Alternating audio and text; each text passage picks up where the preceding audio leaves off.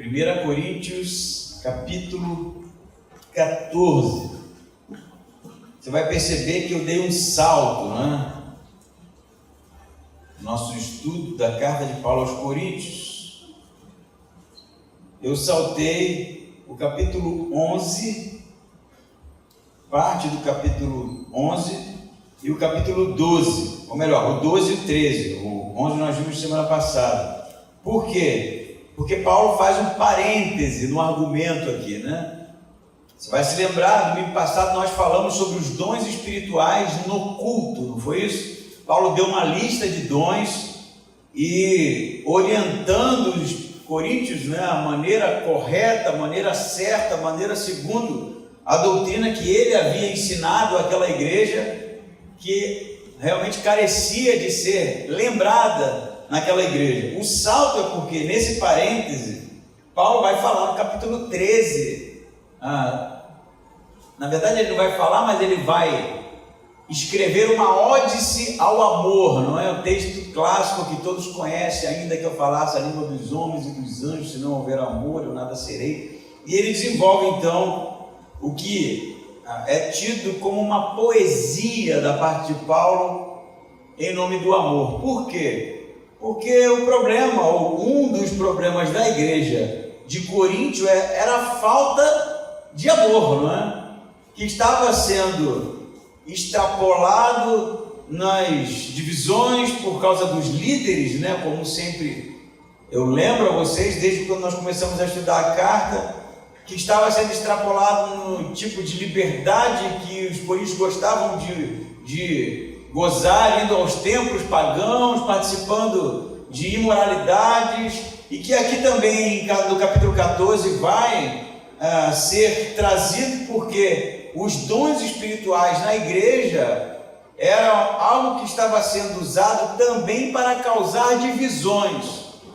Então, Paulo vai escrever no capítulo 13 sobre o amor, porque o amor para Paulo é o mais importante no que tange a edificação da igreja, no que tange ao relacionamento dos irmãos, e os dons espirituais precisavam ser usados e precisam ser usados em amor para a edificação do corpo. Então nós vamos saltar do 13 para o 14 e semana que vem eu retorno para fazer uma exposição do capítulo 13, porque ele em si mesmo é realmente maravilhoso. Vamos ler então. Você está com a sua Bíblia aberta, eu oriento que você não feche, não é? Porque nós vamos ler bastante o texto bíblico hoje, para que fique bem claro para nós o que Paulo tem a dizer sobre o culto, sobre os dons espirituais na igreja. Diz assim, 14:1: segui o amor e desejai intensamente os dons espirituais, mas principalmente o de profetizar. Pois quem fala em uma língua não fala aos homens, mas com Deus, porque ninguém o entende, mas pelo Espírito fala mistérios.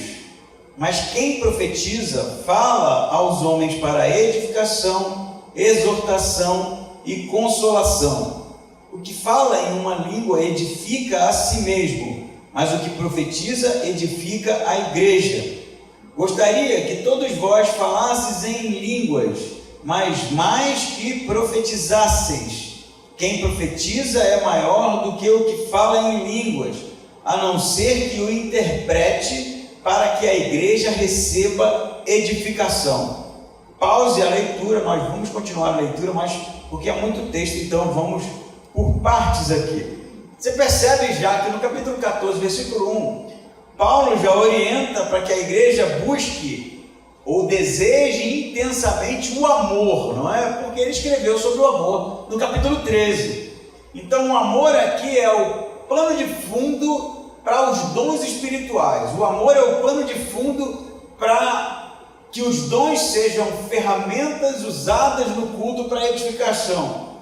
Ele diz, segui o amor e desejai intensamente. Então é necessário que haja uma intenção e que seja intenso o desejo por dons espirituais, mas principalmente o de profetizar. Então você vai perceber que no capítulo 14 Paulo vai fazer uma comparação entre profetizar e línguas. Essa é a tônica de Paulo, e é para isso que ele vem preparando os argumentos, né, desde o capítulo 11. Profetizar e línguas. Antes da gente avançar, é necessário mais uma vez fazer uma abordagem sobre o que significa profetizar para Paulo e para os coríntios do século I. Profetizar era um dom do Espírito Santo que alguns recebiam e que tinha uma ligação direta com falar na autoridade de Deus. O profeta era alguém usado pelo Espírito Santo e manifestava esse dom para trazer uma mensagem de Deus para a igreja. Que tipo de mensagem, pastor? Se você olhar o panorama do Antigo Testamento, o Espírito Santo também usava os profetas no Antigo Testamento, correto? Os profetas eram, na verdade, usados pelo Espírito Santo, não de maneira final, porque eles eram usados pelo Espírito Santo e posteriormente o Espírito Santo os deixava e usava outro profeta. Assim também acontecia, por exemplo, no caso dos reis, não é? O rei recebia o Espírito Santo e aí, como no caso de Saul, que foi infiel e abandonou o direcionamento de Deus, o Espírito Santo deixa Saul e passa a habitar em Davi. Então, o Espírito Santo no Antigo Testamento era transicional, ele estava em transição, ele usava o vaso, não é? E em alcançando o objetivo, ele deixava aquele profeta, aquele rei, para usar outra pessoa. Não era um recebimento do Espírito Santo final, né, até a vinda de Cristo, não era assim que funcionava. Isso era uma promessa de que um dia todas as pessoas receberiam o Espírito Santo, uma promessa para Israel que vai ser consumada no ministério de Jesus, e em específico em Atos 2, quando o Espírito Santo é derramado sobre os apóstolos, e à medida em que eles vão pregando o Evangelho, aqueles que recebem Jesus como Senhor e Salvador, recebem também o Espírito Santo. Então o Espírito Santo agora não é mais transicional, ele é final, ele habita no indivíduo, não é? Habita no vaso, habita naquele que, através do sacrifício, morte e ressurreição de Jesus, se tornou o povo de Deus. E ele vai manifestar, assim como no Antigo Testamento, o dom também de profecia. E profecia no Antigo Testamento, como estava falando, tinha um objetivo principal de, em nome de Deus, exortar o povo ao arrependimento. Não era assim que os profetas faziam? Você leia o livro todo de Isaías. O que o livro de Isaías diz? Vocês estão pecando, vocês estão errando, vocês precisam se arrepender, retornar, não é? É uma exortação chamada ao arrependimento. E aí Deus, através de Isaías, usado pelo Espírito Santo, também falará de coisas vindouras, que vai ser completo, pleno, cumprido no ministério de Jesus. Qual é a similaridade do profeta no Novo Testamento para o profeta do Antigo Testamento?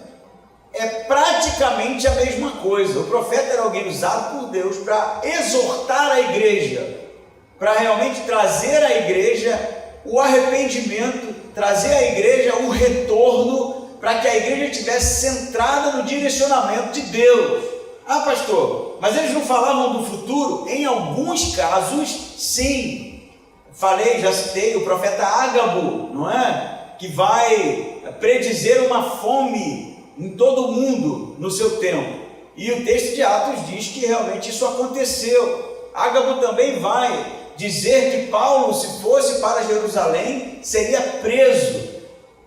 É algo que para Paulo não era novidade, porque ele sabia disso, porque Jesus havia dito isso a ele, mas que em Ágabo há uma completude da profecia. Assim também na igreja dos Coríntios haviam aqueles que tinham o dom de profetizar, mas não era estático. E quando eu falo estático, é uma expressão usada para um tipo de manifestação que acontecia nos cultos pagões do século I, que a pessoa entrava em um estado de transe, e aí manifestava alguns episódios espirituais. Na igreja não era dessa forma. Então que fique bem claro, o que a gente vê por aí hoje, que é chamado de profecia, não tem nada a ver com o que acontecia no século I, na igreja dos Coríntios e na igreja dos apóstolos. Você vai ver aqui que a profecia tem um objetivo na igreja, não é? Para você não achar que eu estou inventando as coisas, que ele diz para buscar primeiro o dom de profetizar, não é? É isso que ele diz, versículo 1, seguir o amor e desejar intensamente os dons espirituais, mas principalmente o de profetizar. E aí Paulo vai desenvolver: pois quem fala em uma língua não fala aos homens, mas com Deus, porque ninguém o entende, mas pelo Espírito fala mistérios. Então a gente viu semana passada, e eu vou recapitular um pouco, né, que o dom de línguas, em algumas versões, dom de idiomas, ele foi algo que se manifestou no episódio do Pentecostes, quando o Espírito Santo foi derramado sobre os apóstolos, para vocês se lembrarem, né? E aí eles, cheios do Espírito Santo, o que aconteceu com eles? Falaram em línguas, né? Que língua? O que foi que aconteceu? O texto diz que haviam judeus de vários lugares, não é? De várias nações, e que ouviam os apóstolos falarem na sua própria língua, não é? Se você quiser dar uma passadinha em Atos 2 e ler rapidinho, com calma, você vai ver que os judeus, que tem uma lista enorme, né, de nações, de onde eles eram oriundos, qual é o questionamento deles? Não são eles galileus? Como nós podemos ouvi-los na nossa própria língua? Então, uma leitura breve deixa bem claro que o dom de línguas em Atos 2, no episódio que é chamado o Pentecostes dos Gentios, posteriormente vai acontecer com o Pentecostes dos Judeus e posteriormente o Pentecostes dos Gentios, era sobre idiomas, né? Eu falei semana passada, porque isso apontava para o que Jesus havia dito aos apóstolos, para que eles não saíssem de Jerusalém, porque o Espírito Santo seria derramado sobre eles, eles seriam empoderados, e o Evangelho seria pregado a todas as nações, não é isso? Então o dom de línguas em Atos 2 era um sinal de que o Evangelho não seria só para judeus, mas para pessoas de todas as nações e de todas as línguas. Mas a pergunta que fica é: e aqui em Coríntios é o mesmo dom? Será que o dom de Atos 2 de idiomas é o mesmo dom dos Coríntios? Ou será que o que Paulo está falando aqui é diferente de Atos 2? Existe essa discussão, e eu falei semana passada, o problema é que se aqui é diferente, a gente precisa encontrar em algum lugar no Novo Testamento, Paulo usando a expressão glossa, que vai dar origem a línguas, com outro significado. E você vai ver na exposição do texto, embora esse não seja o objetivo do texto em Paulo é a edificação da igreja, que não se trata de uma língua estranha, e sim de uma língua idiomática, que estava acontecendo na igreja dos Coríntios. Ele vai dizer que aquele que fala em línguas, ou em uma língua, não fala ao homem, mas fala com Deus, porque ninguém o entende. Mas pelo Espírito fala mistérios. Só aqui já dá um sermão inteiro nesse momento. Saiu do ar, né? Saiu do ar. Então, acho que ela não vai parar, não. Tadinho. Versículo 2 é assim. Paulo está falando: se você fala em língua, ou em línguas, você não fala aos homens. E é óbvio que aqui se trata de a manifestação do dom de línguas sem interpretação no culto. Isso é sobre o culto, não é? Então, se alguém aqui se levanta, por exemplo, e fala em um outro idioma sem interpretação, as pessoas não vão entender, óbvio. E aí o que Paulo vai dizer? Essa pessoa não fala a homens, mas fala somente com Deus, porque só Deus está entendendo ele. Ninguém mais está entendendo, porque não tem intérprete. E ele vai falar mistérios aqui, quem sabe vale uma ressalva, porque mistério em português, né, em 2025, soa uma coisa assim, como se Deus estivesse revelando algo ainda não conhecido, não é? É assim que é a abordagem sobre mistério, varão. A gente usa até essas expressões assim, para tanger, quem sabe, o não revelado, né? Mas no argumento de Paulo você vai entender muito bem que se você fala em línguas, se não tem intérprete, só quem está te entendendo é quem? É Deus. Por quê? Ninguém está entendendo o que está acontecendo. Então isso é mistério no sentido de que ninguém tem acesso ao que você está dizendo. Por isso que é mistério. Por isso que é algo que não se pode, pela cognição, entender. Por isso que Paulo vai usar a expressão aqui, mistério, porque justamente não há compreensão das pessoas que estão no culto, mas ele vai fazer um contraste. Aquele que fala em línguas, se não houver tradução, é o que ele vai desenvolver aqui no texto, ninguém o entende, somente Deus, porque ele está falando algo que não é do conhecimento de ninguém, ou ninguém está compreendendo. Mas no versículo 3, quem profetiza, esse é o contraste, quem profetiza, fala aos homens, para quê? O que está na sua Bíblia aí? Edificação, exortação e consolação. Então tá bom, a pessoa fala em línguas sem intérprete, ela está falando algo que você simplesmente não tem acesso, você não entende. Deus é quem distribui os dons, esse tem acesso, sabe o que está sendo dito, mas você não tem, é misterioso. Em contraste com esse tipo de comportamento, aquele que profetiza, ele vai trazer o que para a igreja? Edificação. E se liga nessa palavra, eu falei alguns capítulos para trás, que ela é muito importante. Ele traz edificação para a igreja, ele traz exortação e ele traz consolação. O texto está dizendo que quem profetiza fala da vida dos outros. É isso que está dizendo aqui? Acerta o CPF. É isso que ele está dizendo aqui? O texto está dizendo que quem profetiza vê quem vai morrer, quem não vai morrer. Não. Quem profetiza, para você perceber como é algo claro, né? É algo legível, né? Compreensível. Aquele que profetiza, profetiza para edificação. Só a expressão edificação seria o suficiente, porque edificação em Paulo vem do grego oikodomei, que significa construir um prédio. É o alicerce para que o prédio seja construído. E normalmente oikodomei, ou melhor, naturalmente, comumente, oikodomei em Paulo é sempre sobre a edificação do outro.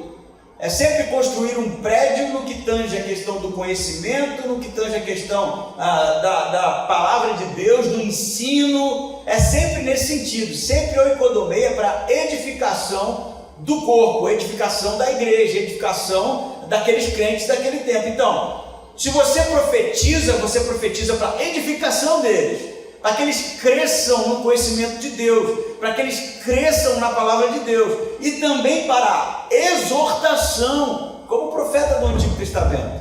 Aquele que profetiza exorta para que haja um arrependimento, para que haja um retorno ao direcionamento de Deus, para que haja realmente um crescimento e maturidade espiritual para a igreja. E o terceiro item aí da profecia? Consolação, não é? Então, edifica a igreja, exorta a igreja e consola a igreja. Consola como? Qual é a consolação que o Espírito Santo traz para a igreja? O Espírito Santo, ele é o consolador, não é? Não é isso? Jesus fala, eu estou indo para o Pai, diz dos apóstolos, mas vos deixarei quem? O Consolador, não é isso? Consolar os apóstolos do quê? Da ausência de Jesus. Ele estava indo para o Pai. Aí ele diz, não vos deixarei órfãos, não é? Enviarei da parte do Pai o Consolador. Então o Espírito Santo consola a igreja, porque Jesus não está mais aqui em corpo, não é? Um dia irá retornar, mas ele faz, enquanto Jesus não retorna, esse papel de consolação. Hoje o negócio está barulhento aqui, né? Aí vai parar. Então, o profeta edifica, exorta e consola a igreja. Você percebe que é algo que as pessoas compreendem, que é algo para o crescimento da igreja, que é algo para que a igreja realmente seja edificada. E você percebe também que há um contraste. Aquele que fala em línguas, sem intérprete, ele fala somente a Deus. Ninguém entende. Não é isso? Mas o que profetiza, olha o contraste de Paulo: edifica, exorta e consola a igreja. Porque no argumento de Paulo, profetizar é melhor, não é? É superior em um culto, porque vai trazer edificação, exortação e consolação. Então, o contraste é aquele que profetiza, exorta, conforta, exorta, consola e edifica a igreja. E o que fala em línguas sem intérprete, ninguém entende, só Deus entende, não é o que ele está falando. Ele avança e ele vai dizer assim no versículo 4, um novo contraste aqui: o que fala em uma língua edifica a si mesmo, mas o que profetiza edifica a igreja. Então, se você fala em uma língua e não há intérprete, ninguém entende o que você está falando. Então você não edifica a igreja. Mas o que profetiza, esse edifica a igreja. O problema é que no versículo 4, às vezes mal compreendido no argumento de Paulo, as pessoas vão dizer assim: não, eu falo em línguas em casa, para minha edificação, né? Para minha edificação. Então, quando eu estou no meu quarto orando, eu oro em línguas para que eu seja edificado. Mas perceba que há uma falha nesse tipo de compreensão, porque o próprio Paulo vai dizer que se não houver a interpretação de línguas, a mente fica sem compreender. Perceba que, versículo 14, nós vamos ler ele de novo, mas acompanhe na sua Bíblia aí, gente, não fica só olhando para mim não, abre a Bíblia, né? É importante que esteja na Bíblia, né? É importante que eu esteja falando o que está no texto. O que diz o 14 aí? Porque se eu orar em uma língua, o meu espírito ora, mas a minha mente fica infrutífera. Espera aí então, Paulo. Se eu orar numa língua sem interpretação, a mente fica infrutífera. Como então no versículo 4 você diz que aquele que ora em uma língua sem intérprete edifica a si mesmo? Como é que você vai edificar a si mesmo se sua mente fica infrutífera? Não faz sentido, né? Ou Paulo não está dizendo isso. Assim como John Stott escreve sobre esse texto, ele vai dizer que Paulo está sendo irônico no versículo 4 e está reprovando este comportamento na igreja. É como se Paulo estivesse dizendo: o que fala em uma língua, ao invés de edificar a igreja, ele está buscando edificação sobre si mesmo. O que significa? Ele está tentando construir um edifício sobre a sua própria cabeça, o que é um absurdo, porque não existe a expressão, além desse versículo, edificar a si mesmo. Autoedificação. Autoedificação soa como se abençoar. Faz sentido se abençoar? Eu vou me abençoar hoje, né? Aí eu ponho a mão na minha cabeça aqui, eu me abençoo. Não faz sentido, né? Porque você pode só abençoar o outro ou ser abençoado pelo outro. Oikodomai, a expressão que vai dar origem à nossa palavra edificação, é a mesma coisa. Não existe edificar sobre a própria cabeça, existe edificar o outro. E o dom espiritual é para a edificação do quê?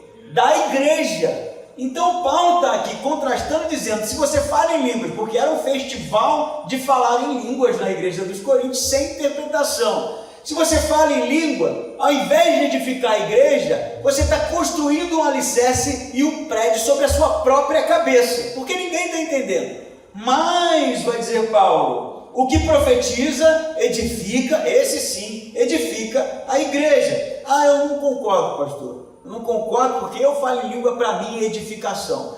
Primeira coisa, não existe dom no Novo Testamento. Não existe dom que não seja única e exclusivamente para a edificação do corpo.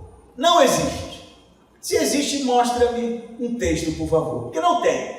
Os dons do Espírito Santo são derramados para a edificação do corpo, sempre. Primeiro aspecto. Segundo aspecto, como é que eu me auto-edifico falando em línguas se Paulo diz que a mente fica infrutífera? Não produz. Não há compreensão, porque nem aquele que fala em língua entende o que está falando. E esse é o dom, né? O dom é uma pessoa que nunca falou aquele idioma, de repente começa a falar aquele idioma sem ter estudado ele não compreende, por isso que precisa da edificação. E ele vai avançando aqui. O 5 diz assim: gostaria que todos vós falasseis em línguas, mas muito mais que profetizasseis. Quem profetiza é maior do que o que fala em línguas, a não ser o quê? Vocês ficam olhando para mim e esqueceram a Bíblia em casa, não? A não ser que haja intérprete. Por quê? Porque se houver intérprete, a igreja será edificada. Se não houver intérprete, não está acontecendo nada, porque as pessoas não estão compreendendo. Porque no culto, essa manifestação, esse dom não está trazendo crescimento para absolutamente ninguém, nem para aquele que está falando, porque sua mente está infrutífera. Ela não entende o que está sendo dito, não é? Então, a não ser que interprete para que a igreja receba edificação. A gente parou por aqui, vale aqui, quem sabe, uma aplicação. Vou dizer uma coisa para você que de repente vai soar estranho, mas a igreja apostólica, a igreja plantada por Paulo e pelos apóstolos, a igreja do século I, não era uma igreja voltada, e especialmente o culto, para experiências pessoais. Isso choca, pelo menos eu acho. Não era voltado para a experiência pessoal. O crente não ia para a igreja para ter uma experiência. O crente ia para a igreja para proporcionar uma experiência coletiva de adoração. O culto era a adoração. O culto era sobre celebrar a morte e a ressurreição de Cristo, a salvação. As pessoas cantavam, as pessoas oravam, as pessoas profetizavam, as pessoas falavam em outros idiomas com intérpretes. Até porque, como falei semana passada, a cidade dos Coríntios era uma cidade portuária. Haviam 3 portos e um comércio intenso, então as pessoas de várias nações passavam por dentro da cidade de Coríntios. Então era óbvio que era estratégico para o Espírito Santo usar as pessoas em outros idiomas, para que as pessoas que falavam outros idiomas fossem alcançados. O problema é que sem intérprete aquilo não ia fazer o menor sentido. E as pessoas ficavam realmente sem entender, sem poder dizer o amém no final das orações e dos cânticos, porque você vai perceber que também havia o costume de orar em outros idiomas e cantar em outros idiomas em Paulo. Então o culto não era um lugar para experiência pessoal, era um lugar para experiência coletiva. Tudo que fosse feito no culto era para a edificação da igreja. Toda manifestação no culto era para a edificação da igreja, a palavra era para a edificação da igreja, as músicas eram de adoração, mas para a edificação da igreja, as línguas para a edificação da igreja. É parecido com hoje? Não, porque a gente inverteu a coisa. O centro do evento sou eu agora. Eu que vou buscar a minha experiência, né? A gente já diz assim, vou no culto que hoje tem uma palavra para mim. É um eu, um tanto de eu, né? Eu oro, eu canto, eu gostei, eu não gostei. A gente ainda chega às vezes no nível de dizer que não gostei do culto, como se fosse para você, como se fosse para mim. Mas o culto é um lugar de adoração a Deus, e que através do Espírito Santo, a igreja, o corpo, a coletividade experimenta crescimento, experimenta edificação, experimenta exortação e consolação. Percebe que é uma experiência coletiva, da coletividade do corpo de Cristo e não de indivíduos. Na verdade, a experiência de indivíduos está sendo combatida. O cara chegava lá e falava lá em húngaro. Ninguém, não tinha intérprete. Então, para que ele estava fazendo? Estava fazendo porque ele queria manifestar espiritualmente certas ferramentas, quem sabe buscar reconhecimento do grupo. Olha como eu sou espiritual. É possível? É, claro que é. Paulo já começa falando, semana passada nós vimos, né, que a pessoa pode estar falando em outras línguas, manifestando sinais espirituais, e não é o Espírito Santo, que pode ser outra coisa. Uma pergunta que eu me faço quando eu leio esse texto, você vai perceber que na igreja dos Coríntios, o dom de língua é o que está sendo combatido, porque era o dom mais comum na igreja, né? era realmente um festival, né? Mas Paulo fala que o Espírito Santo, ele distribui dons como cura, milagres, discernimento, dom de ensino, tem tantos dons. Se você fosse escolher um dom, qual que você escolheria? Eu escolhi o de milagres. Pensa, eu estou aqui falando, entra o incrédulo ali, transforma água em vinho aqui, ó. Não eu, né? O dom. Pô, o cara vai ficar, rapaz. Não era assim que as pessoas se convertiam na maioria das vezes, através dos apóstolos? A sombra de Pedro curava os enfermos, né? As pessoas viam poder naquilo e realmente acabavam, ainda que não se rendessem ao Evangelho, pelo menos respeitavam, porque estavam vendo a ação de Deus ali. Eu escolheria milagres. E você? Vocês dizem em voz alta não, né?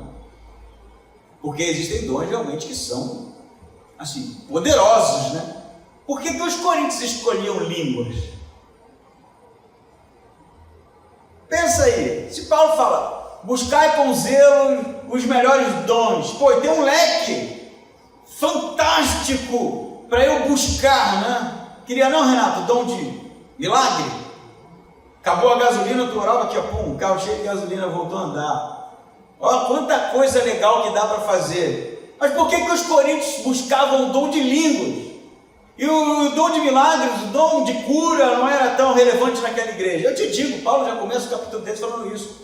Porque o dom de línguas era fácil de forjar.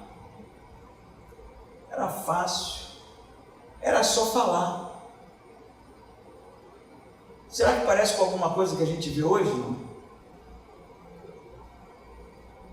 Eu acho que hoje é muito pior.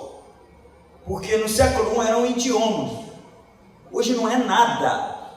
Hoje é brincadeira de criança. Hoje é besteira, piada. Piada de mau gosto. Então, voltando aqui antes que eu perca realmente a paciência, porque eu começo a ficar irritado com isso. O intérprete precisa existir na igreja para que a igreja seja edificada, porque os dons espirituais é para edificação. Você não tem que buscar dons espirituais para que você fique realmente mais bonito, seja mais reconhecido pelo grupo, para que você alcance um status social, nada disso. É para a edificação do corpo, sempre pensando na igreja, sempre pensando no corpo de Cristo. E outra coisa, falei, o culto não é lugar para experiência pessoal. Não é a corrente do trago a mulher amada, não é a corrente da prosperidade, você vai ficar rico, não é nada disso, é um culto a Deus, é uma celebração, uma adoração por causa da morte e ressurreição de Cristo.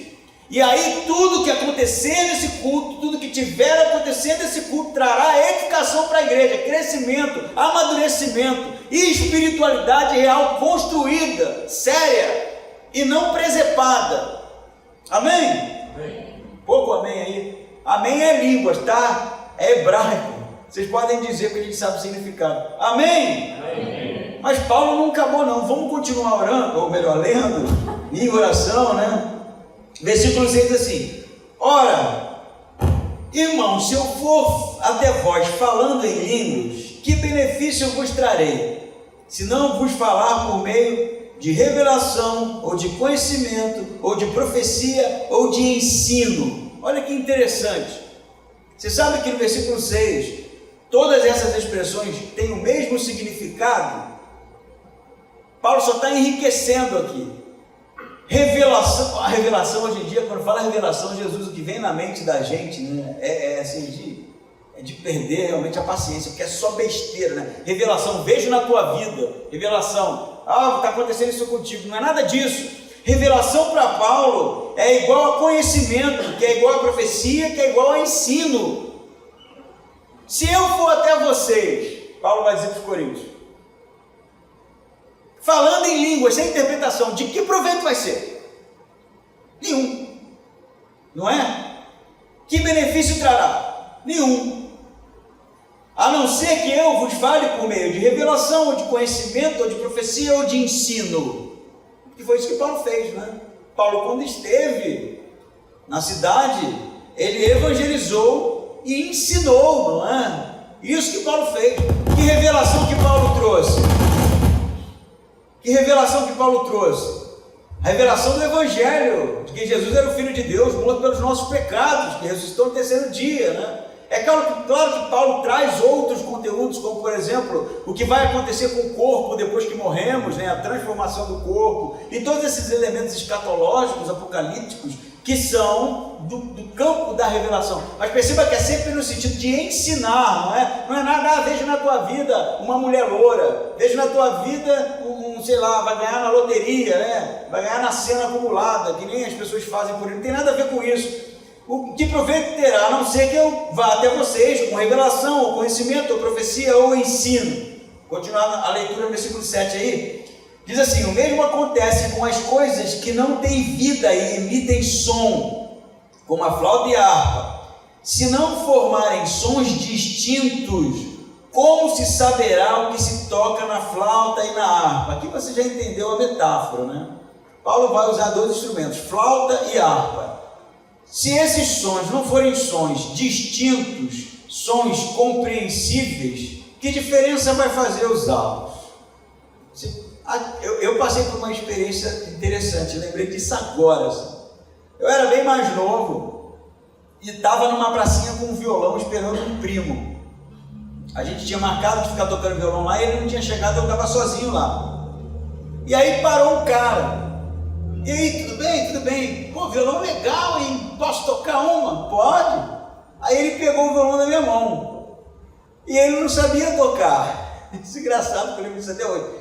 Ele botava o dedo em qualquer lugar que ia um blengue-blengue lá, assim. Eu fiquei olhando aquilo pensando, esse cara deve ser maluco, né? Um mínimo, né? E ele começou a cantar.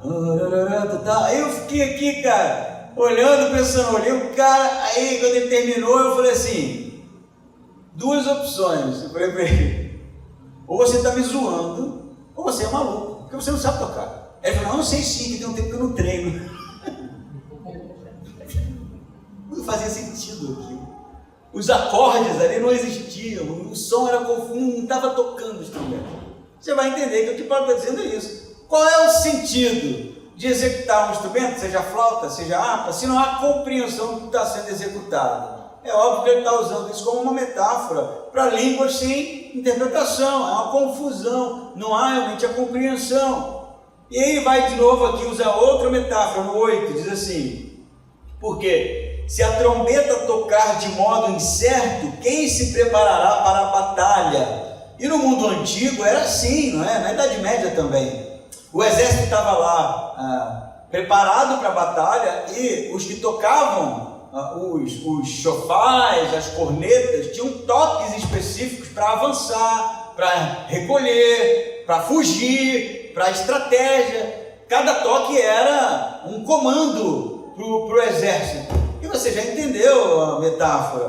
Porque se o tocador lá de oboé, não é? Tocasse qualquer coisa, sentisse o desejo de tocar uma música que ele gostava muito, que não tinha nada a ver com o exército, ele ia criar uma confusão, porque o exército ia ficar sem saber o que fazer. Da mesma forma, línguas sem interpretação causa confusão. E aí no 9 diz assim, vai ficar mais claro, assim também vós, se com a língua não pronunciardes palavras que se podem compreender, como se entenderá o que dizeis?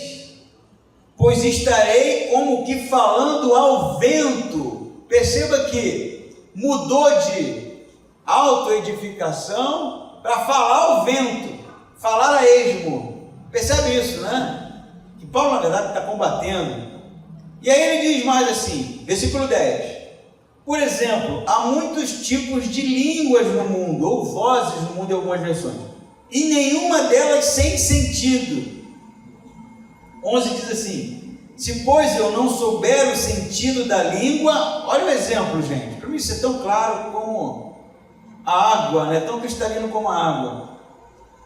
Se pois eu não souber o sentido da língua, serei o quê? Estrangeiro para quem fala. E quem fala será estrangeiro para mim. Por quê? Por que estrangeiro? Porque é outro idioma, gente. É como se eu estivesse falando para você em um outro idioma e você não entende esse idioma, então para você eu sou um estrangeiro. E você estivesse respondendo em outro idioma, que eu também não entendo. E você para mim também é estrangeiro. Percebe que o exemplo de Paulo é sobre idioma? Isso é claro no texto, não dá para a gente realmente forçar o texto para dizer que é algum outro tipo de língua estática. E ele vai dizer assim, no 12, assim também vós, que estáis desejosos de dons espirituais, procurai desenvolver os que servem para a edificação da igreja, mais uma vez. Por isso, aquele que fala em uma língua, ora ou ore, para que a possa interpretar. E aí Paulo ainda dá aqui, quem sabe, uma dica. Se eu tenho o dom de línguas, eu posso pedir ao Espírito Santo o dom de interpretar esse idioma que eu estou falando novo. Para quê? Para que a igreja seja edificada e para que a minha mente não fique infrutífera, sem saber o que está acontecendo. E aí o 14 eu já li. Porque se eu orar em uma língua, o meu espírito ora, mas minha mente fica infrutífera. Você já entendeu, né? O argumento de Paulo sobre a edificação da igreja, sobre línguas que realmente fossem interpretadas para que houvesse a compreensão, sobre o culto como uma experiência coletiva, uma experiência de coletividade, de edificação. Mas aí a pergunta que fica é, tá bom, o que a gente vai fazer com a língua então? O que a gente vai fazer com isso? Eu tenho o dom de língua, pastor, eu falo. Uma vez eu conversei com um pastor, não vou citar nomes aqui, mas a ovelha dele me ligou, desesperado. Pastor, eu não sei o que está acontecendo na igreja, estou desesperado. O que houve? Não, o pastor começou a falar em línguas lá na igreja. Sério? Eu não sei o que está acontecendo. Eu falei, mas tem intérprete? Não, que tem intérprete não, está uma loucura. E aí, tempos depois, esse pastor me ligou. Oi, Jô, tudo bem? Tudo bem, pastor? Eu fiquei sabendo aí que você recebeu uma reclamação minha. Eu falei, quem foi? Eu falei, não vou falar quem foi, porque ele pediu para não falar. E o que ele falou? Ele falou que o pastor está orando em línguas lá, falando em línguas lá na frente do púlpito. Ele, mas eu não te escondi isso, eu tenho o dom de línguas. Eu falei, tem intérprete, pastor? Não. Às vezes tem, às vezes não. É idioma, pastor? É idioma. Eu falei, mas Paulo fala que se houver amor, os dons cessarão. E parece que isso que está acontecendo na tua igreja não está trazendo edificação, não está trazendo unidade. A tua ovelha está desesperada. Chegou a dizer que o filho dele, que chegou do exterior, não reconheceu a igreja.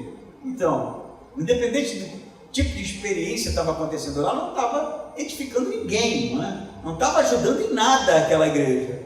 Então, o culto é uma experiência coletiva de adoração, que precisa trazer exortação, edificação e consolação para a igreja. Mas para que serve o dom? Então ele acabou? Você está dizendo? Porque aqui não tem nenhum gringo, tem ninguém de fora aqui. O dom acabou? Não acabou. Paulo vai dizer, o que fazer então? Versículo 15, leiam comigo aí, gente, ler a Bíblia é importante.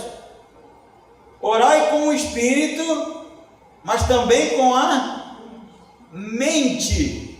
Olha aqui, o que é mente? Compreensão, gente.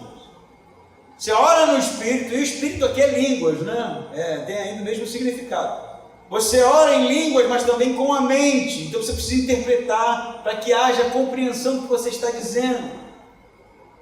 E ele vai dizer, cantarei com o Espírito, porque eles tinham uma prática de cantar em línguas na igreja, mas cantarei também com o quê?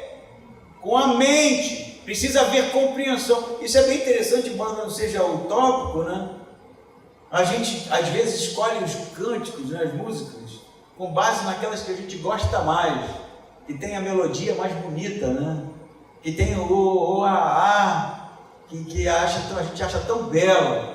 Mas perceba que até nisso, ainda que os cânticos fossem em línguas e outros idiomas, às vezes acontecia, Paulo fala que isso tem que trazer edificação para a compreensão do que está sendo dito. Isso, quem sabe, para nós até é interessante, pensar que as músicas que a gente canta precisam ter uma teologia, um ensino bem claro sobre a pessoa de Cristo, para que eu, quando cante, edifique realmente o outro e cresça, seja edificado pelo outro, pela compreensão do que está sendo cantado. Não é porque é bonito, não é porque o clipe é legal, não é porque o DVD vendeu pra caramba, não é porque está fazendo sucesso, é se aquilo realmente é algo que vai trazer edificação para a igreja, não é? Amém? É só um ponto aqui, mas a gente vai continuar lendo. E ele vai dizer 16: de outra maneira, se louvares com o Espírito, como dirá amém diante da tua ação de graças, quem não é instruído, visto que não sabes o que dizes. O instruído aqui há uma discussão sobre se aquele que não é instruído é aquele que não é crente, ou se aquele que não é instruído é aquele que frequenta os cultos, ou frequentava os cultos, mas ainda não havia tomado uma decisão por Jesus. A segunda parece ser a melhor, porque Paulo depois vai combinar instruídos e incrédulos na mesma frase. Então esses não instruídos são aqueles que ainda não foram instruídos nos ensinamentos de Jesus, mas simpatizavam com o culto, com a reunião e frequentavam. E o que Paulo está falando? Se você disser, ou orar, ou cantar em outras línguas, como essas pessoas que não compreendem muito bem, não é, o ensino de Jesus, vai dizer amém, vai concordar, ele não está entendendo. E aí ele vai dizer aqui no 17: pois é claro que agradeces de modo adequado, mas o outro não é edificado. Aqui o 18 também é muito bom para se pensar. Dou graças a Deus porque falo em línguas mais que todos vós. Como assim? O que é falar em línguas mais que todos vós? Mais tempo? Paulo conseguia ficar mais tempo? Não. Mais profundo? É isso? O que é? Eu falo em língua mais do que todos vocês. Mais idiomas? Mais idiomas, cara. Tu vai ler no grego, o que Paulo está falando dou graças a Deus porque falo glossa mais do que vocês. Paulo tinha um dom do Espírito Santo, como um apóstolo, pregador aos gentios, tinha dom de línguas que manifestavam, e dependendo da situação, ele falava idiomas diferentes. É diferente dos coríntios que estavam em um local específico. Paulo rodava. A não ser que você diga, não, Paulo fala mais em língua porque o que ele fala tem um conteúdo muito mais elevado. Mas se o argumento dele é falar para edificação, o que ele está dizendo quando ele diz que ele fala mais língua que eles? Que ele fala um número maior de idiomas dados pelo Espírito Santo para trazer edificação do que todos os crentes ali, porque ele era um apóstolo. E o seu chamado era um chamado evangelístico. Faz sentido? Tem que fazer, porque não tem outra maneira de ler esse texto olhando o corpo do argumento. Aí ele vai dizer assim, 19: todavia, aqui Marta Paulo, né? Esse versículo aqui todavia, eu vou ler o de cima de novo para que o segundo fique muito mais enfático. Dou graças a Deus porque eu falo muito mais línguas do que todos vocês. Todavia, prefiro falar na igreja 5 palavras que possam ser compreendidas. 5 só. Faz uma frase aí com 5 palavras. Jesus é meu Salvador, morreu por mim, ressuscitou no 3º dia, por amor. Para Paulo, isso aqui que eu falei vale muito mais do que 10.000 palavras sem interpretação. 10.000, perceba aqui que Paulo não ficava contando, né, quantas palavras se dizia. Ele quer fazer um contraste do mínimo que edifica para o máximo que não causa absolutamente nada na igreja. Você já entendeu isso aqui? E aí ele vai continuar dizendo: irmãos, não sejais como crianças no entendimento. Quanto ao mal, sim, contudo sede como criancinhas, mas adultos quanto ao entendimento. Aqui é um puxão de orelha. Vocês precisam parar com essa criancice, precisam parar com essa infantilidade, vocês precisam crescer. Não sejais crianças para o entendimento, mas adultos, né? Agora, a tampa do caixão, né? Me desculpe a expressão, né? No Rio, a tampa do caixão é o final do argumento, né? Aí ele cita Isaías. Perceba aqui, gente. discussão aqui de Paulo é profecia versus línguas. Línguas não tinha interpretação, profecia era algo compreensível. Mas a gente entrou numa discussão, que tipo de línguas era esse? Eu estou forçando aqui para você entender que eram idiomáticas, é isso que o texto está dizendo. Ah, mas ainda não me convenceu, pastor. Ah, mas ele já falou que se você falar em língua, o outro é como uma pessoa de outra nação, não é? Ele é um estrangeiro para você, você se torna um estrangeiro. Ah, mas mesmo assim não me convenceu, pastor. Mas Paulo já falou, eu falo muito mais línguas do que todos vocês, mas também não, ele pode estar falando de outra coisa. Tá, mas no 21 ele cita Isaías, e ele vai dizer o porquê de línguas, para que ela serve. E o texto é Isaías 28, de 9 a 12, você não precisa abrir lá agora, mas se quiser anotar, você lê em casa. Olha só o texto de Isaías que Paulo vai trazer para a igreja.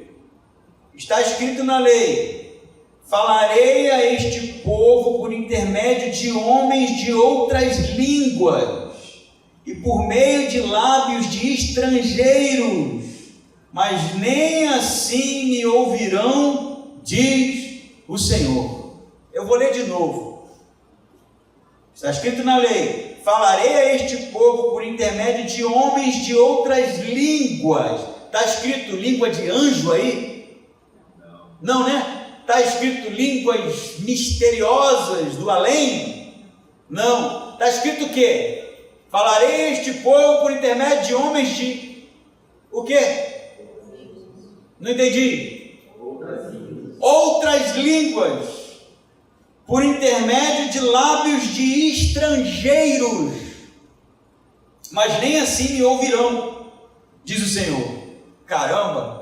Mas por que ele está citando Isaías? Vamos para o panorama de Isaías? O que Isaías está dizendo? Isaías está dizendo para Israel que não ouvia o profeta, que era ele.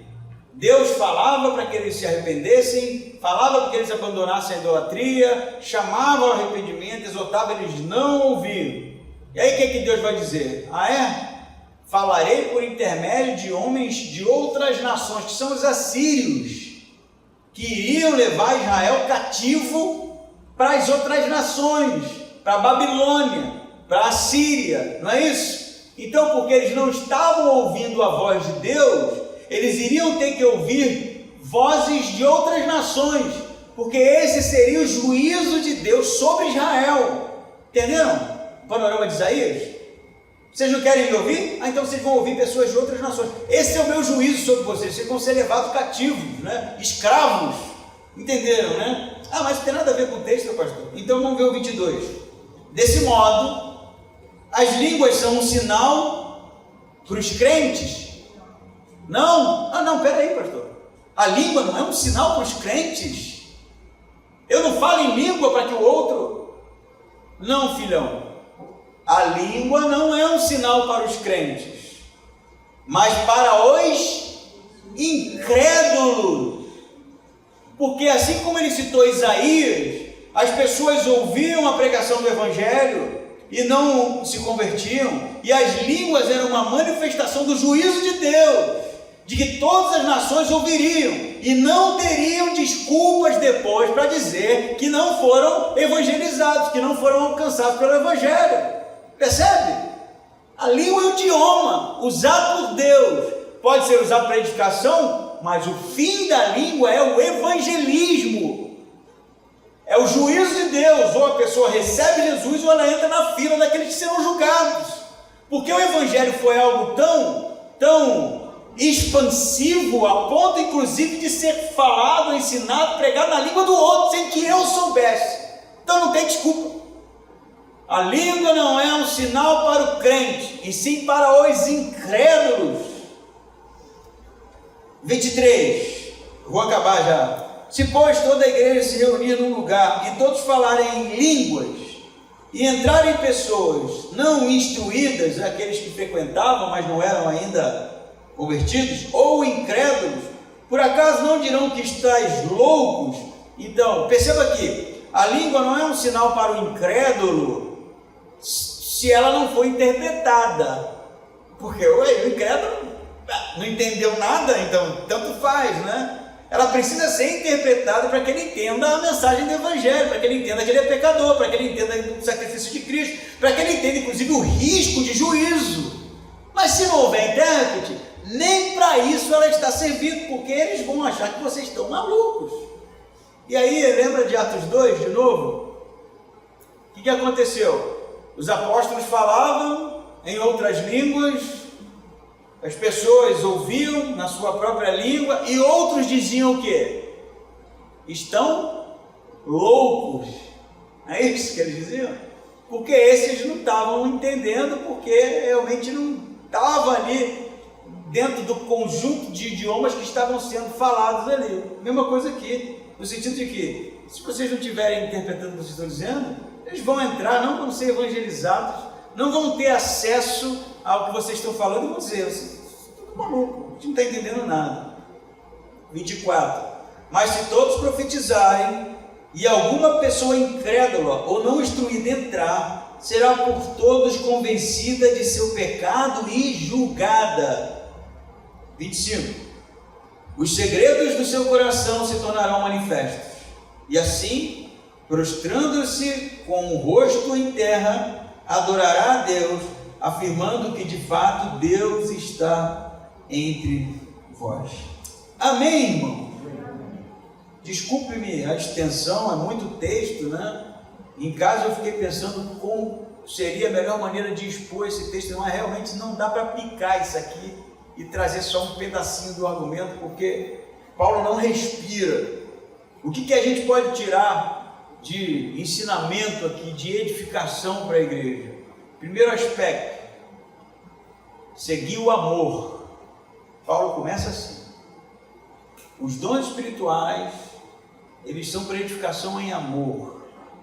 As nossas capacitações, as nossas ferramentas, tudo aquilo que Deus distribui para a igreja é para ser usado em amor para a edificação do outro. Segundo aspecto, os dons espirituais não são para experiências pessoais, e sim para a experiência do corpo. O culto precisa ser uma experiência coletiva, o culto precisa ser uma reunião de edificação em nome da coletividade do corpo de Jesus.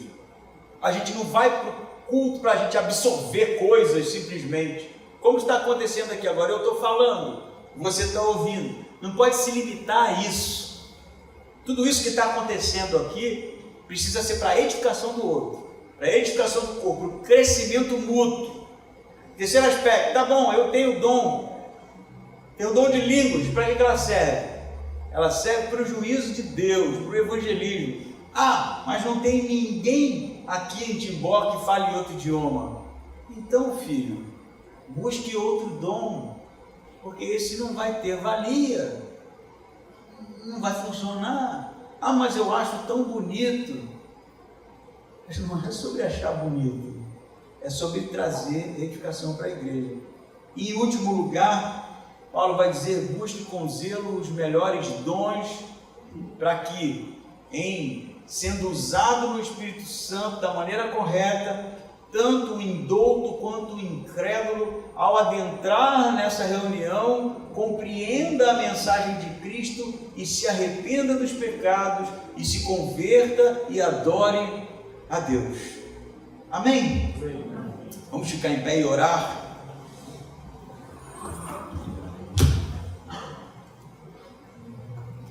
Em casa, leia de novo o texto, tá? Leia com calma. Se ficar dúvida, a igreja está aí para isso, né?